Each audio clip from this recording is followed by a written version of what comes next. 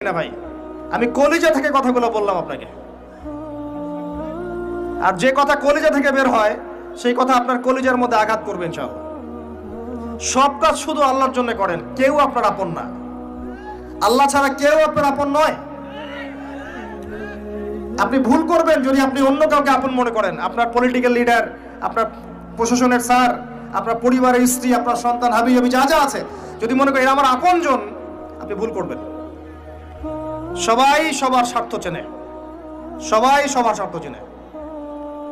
শুধু আল্লাহ আপনাকে নিঃস্বার্থভাবে ভালোবাসেন।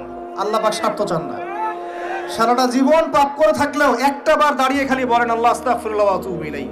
মন থেকে বলেন আল্লাহ আমি ভুল করেছি, আল্লাহ আমাকে মাফ করে দাও।